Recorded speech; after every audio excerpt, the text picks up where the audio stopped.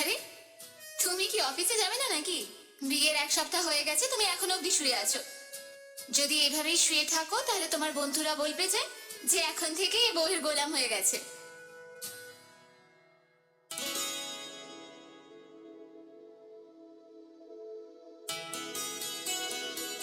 মনে হয় তুমি আমার কথাটা শুনতে পাওনি। চলো ওঠো, আমি তোমার জন্য জল খাবার রেডি করছি। ওঠো। তুমি এইভাবে উঠবে না, না? তাহলে আমি ওঠাতে জানি।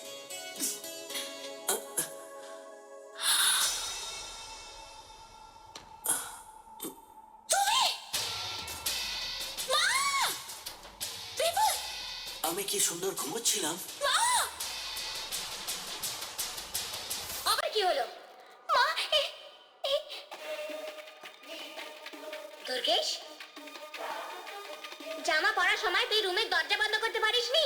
এই শিক্ষা পেয়েছিস তুই বাপের বাড়ি থেকে? মা, আমি ভেবেছিলাম এই শুয়ে আছে। যদি আমি থাকিও তাও তোমার দেখা উচিত ছিল যে কে ঘুমোচ্ছে ওখানে। এই বাড়িতে আরো মানুষ রয়েছে। দুর্গেশ, তুই বৌমার রুমে এখানে কি করছিস? তোর সাহস কি করে হলো এখানে আসার?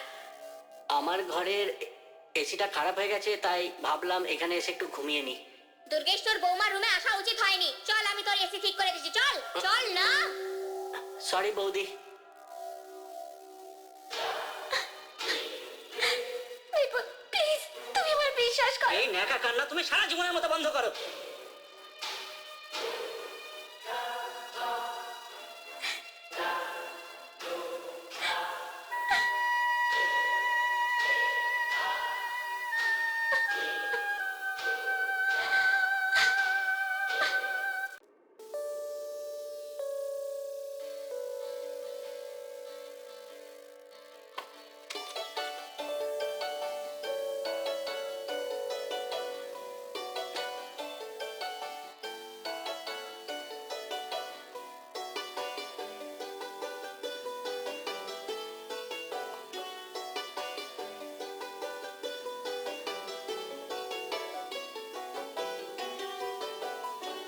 আমি কত ভাগ্যবতী না, যে তোমার মতো স্বামী পেয়েছি।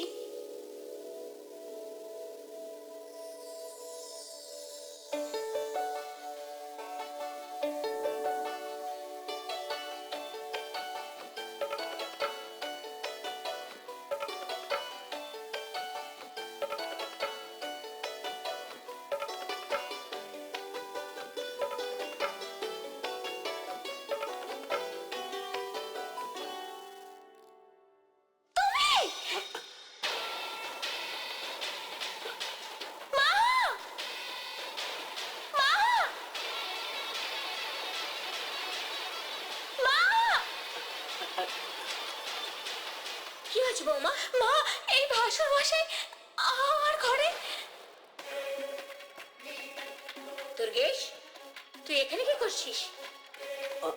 মা, আমি ভাবলাম এটা আমার রুম, তাই আমি এখানে এসে গেছি। বৌমা, ব্যাপারটা যদি বাড়ির মধ্যেই থাকে তাহলেই ভালো হবে। যদি বাইরে বেরিয়ে যায় তাহলে আমাদের সকলের খুব বদনাম হবে। বদনাম? বদনাম তো এর হওয়া উচিত মা,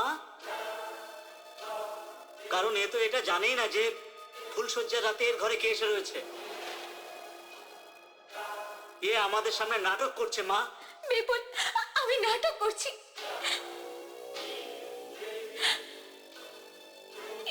এইসব তো আমি স্বপ্নেও ভাবতে পারি না। তুমি এসব কি বলছো? সরো। তোকে বারণ করেছিলাম না যে ভাইয়ের রুমে আসবি না? তাহলে কেন এসেছিস? চল এখান থেকে। এই রুমে আসা তোর উচিত হয়নি। চল না, চল। তুই কেন আসছিস? তুই এখানে থাক।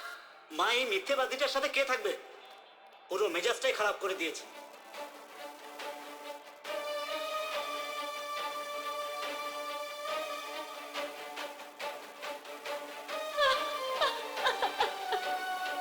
আসলে কি করে একজন